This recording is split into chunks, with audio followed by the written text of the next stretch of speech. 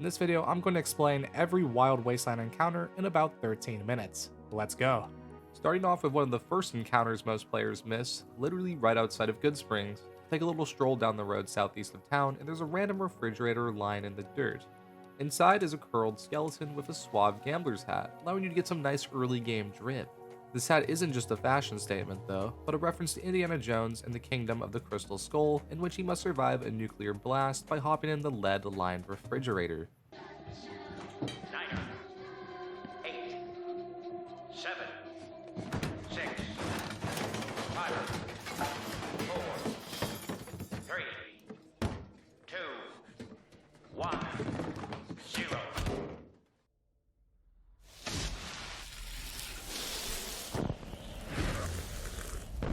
Not only does the lead line in the refrigerator somehow save him, but he also survives being thrown hundreds of meters through the air and eventually lands all the way in New Vegas, where we find him today.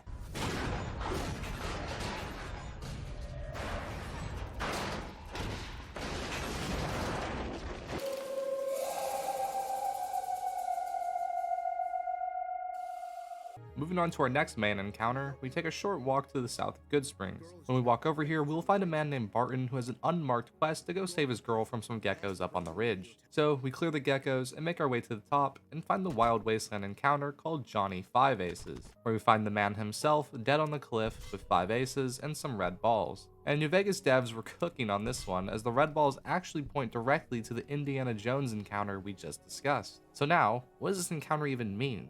Well, it's actually a weird reference to a failed game project called Zyborn Clock, with one of the main characters being Johnny. This game concept was posted on a forum back in 2010 called the Something Awful Forums, which featured questionable artwork and somewhat convoluted plot material, and eventually became a forum inside joke.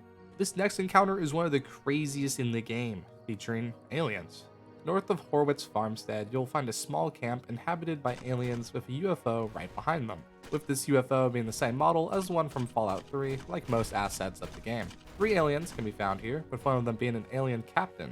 The other 2 aliens wield tri-beam laser rifles, which are incredibly strong laser weapons on their own, but the captain has a weapon invaluable, the unique alien blaster. The trade-off for this weapon's strength is unfortunately you only get a little over 100 rounds, so you gotta use it sparingly on tougher enemies. Without Wild Wasteland, this encounter is a little different. Obviously, there are no aliens, no UFO, but the camp still remains and has mercenaries here instead, with one of them having the unique Gauss rifle, the YCS/186, a great name to a weapon, I must say. This is one of the only encounters where the Wild Wasteland perk has like a serious trade-off. It is up to the player to decide whether they want the alien blaster with very limited ammo or unique Gauss rifle that's not quite strong but actually has obtainable ammo. Personally, I think an alien blaster is too cool to pass up, so I'll stick to Wild Wasteland. The next encounter actually gives us another weapon. However, it's not a gun or blaster, but rather a throwable known as holy frag grenades. To obtain these, head to the Camp Searchlight East Church basement. After heading down the stairs, you'll find a box of holy frag grenades, with 3 total. The box next to the grenades reads "Pull pin and count to 5, with 5 scratched out and 3 written in its place. This is a direct reference to Monty Python and the Holy Grail, where the holy hand grenade is used to blow up the vicious rabbit. We now move on to the town of Nipton for our next encounter. But first, as you do in Nipton, let's take out our favorite lottery winner, Oliver Swanick. Bye.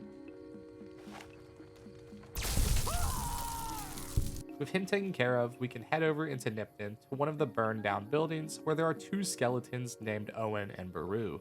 This is a reference to Star Wars Episode 4, A New Hope, where Luke Skywalker's uncle and aunt, Owen and Beru, are burned to death. They're situated in the exact same pose as seen in the movie. For our next encounter, we enter the ghetto of Freeside to get some work from the Garrett twins, where we can get tasked to find a special robot named Fisto. We go to the backside of Freeside to the robotics store to find the robot. However, when we exit the building, we run into a group of geriatric criminals out to jump Lucky us. what we have here, ladies. Another unsuspecting ponce. Over here!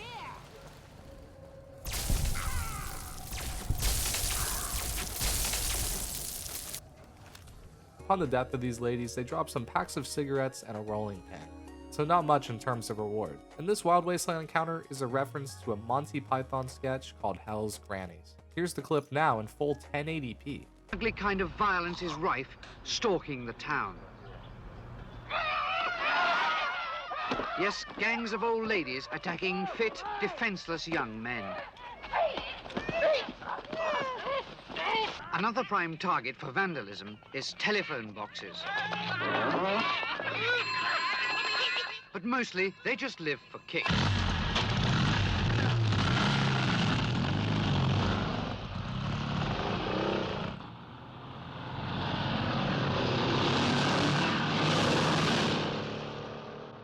We travel north up near Devil's Throat for our next Wild Wasteland encounter. Here we can find an unexploded atomic bomb called the One. Nearby, almost protecting the bomb, there is a camp of super mutant masters, which can be a tough encounter for most players. But with the use of God Mode and the Alien Blaster acquired from earlier, we can take them out and bring our attention back to the bomb. At the bomb, there is constant radiation, and you can even interact with it using a science skill of 60. Unfortunately, I didn't have the skill, so I couldn't acquire the components from it. Another interesting and overlooked feature of the One is that on the side of it, there's clearly the Vault-Tec logo, which could be used as evidence to suggest that Vault-Tec launched the nukes, which is a long-lasting theory throughout the Fallout franchise. However, I think Obsidian was probably just trolling us by putting the logo there to play into the theories. This next encounter actually requires a companion to do, this companion being our favorite cyborg dog, Rex. Randomly when traveling with him, he will bark, and when he does, you can speak to him and investigate what is going on.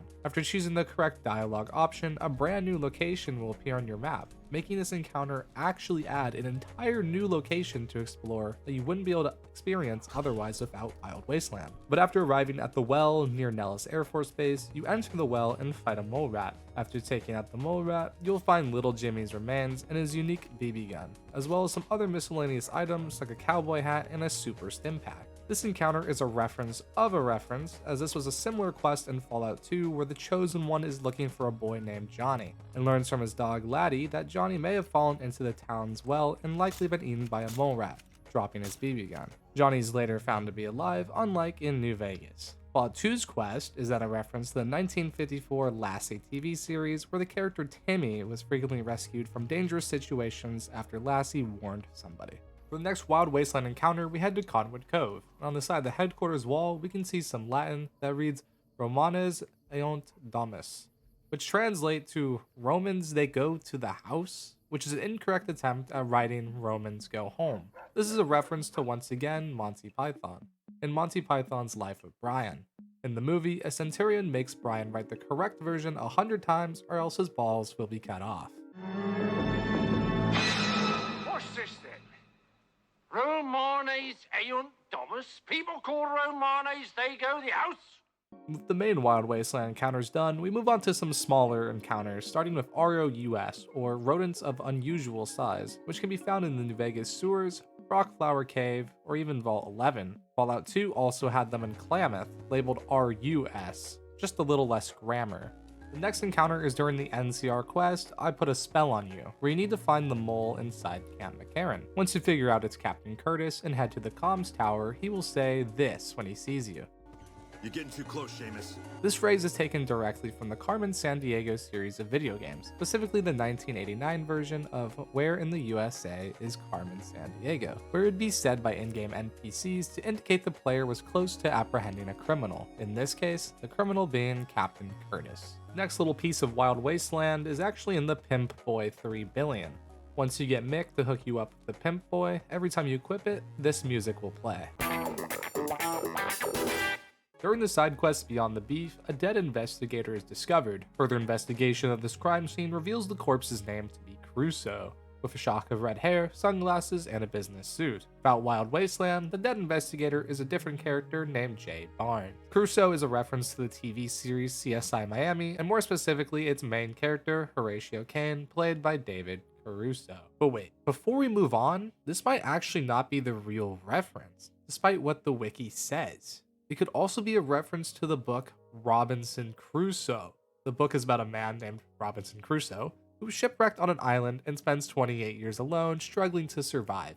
He learns to build shelter, cultivate crops, tame animals, but most importantly, he eventually encounters cannibals. Cannibals just like the White Glove Society. I think the wiki might have to update this page because I feel like this might be the real reference that they were trying to make. But hey, that's just a theory, a game theory. Now let's just move on to the next encounter. Also during the side quest Beyond the Beef, if you frame Heck Gunderson, a Securitron will say, Dead or alive, you're coming with me.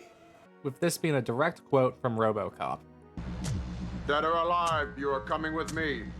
Sticking with references from 80s movies, the next Wild Wasteland encounter happens at the final battle of Hoover Dam. You can hear NCR radio chatter say, They're coming out of the walls, man. They're coming out of the damn wall. Game over, man. Game over. this is a reference to the movie Aliens, where the same lines are said. That's it, man. Game over, man. It's game over. What the fuck are we gonna do now? What are we gonna do? Maybe we could build a fire, sing a couple of songs, huh? Why don't we try that? Next, during the quest King's Gambit, there's a Wild Wasteland dialogue option when discussing the Pacer situation with Ambassador Crocker, telling him that Pacer has a heart condition and is addicted to Jet, and insinuating that Crocker should understand what to do with that information causes him to reply, Damn it, I'm an ambassador, not a doctor. You'll have to find some other way. This reference is a common phrase Leonard McCoy used to use in Star Trek. The thing is virtually made out of stone. Help it. Treat it. I'm a doctor, not a bricklayer. Wild Wasteland also affects the radio in the game. It adds some new lines to Mr. New Vegas. Here's the first one where he references the vigor tester. You know, I tried to measure my charisma on a Vitomatic vigor tester once. The machine burst into flames. And here's the next one, which references the film Anchorman. Stay classy, New Vegas. And finally, his last quote is a reference to the song Mo Money, Mo Problems. Mojave, Mo Problems. For our final Wild Wasteland encounter, it deals with once again securitrons, not as Robocop this time, but as a reference to the Daleks, a genocidal race of armor-encased aliens who are recurring villains in the TV series Doctor Who. In this encounter, the securitrons will say exterminate. Exterminate. Exterminated. Extermination. Extermination. Extermination. Exterminated. With this, all the Wild Wasteland encounters of the base game are complete, except for 2, which are bugged, which you can read here on screen if you're interested. Also, if you're interested in knowing all the DLC Wild Wasteland encounters, please go check out Iron Age's video linked in the description below. I would also like to mention that I borrowed a couple clips from his video, so please go show him love and run up his views. With that, that's all for me. Hope you guys enjoyed, and I'll talk to y'all in the next one.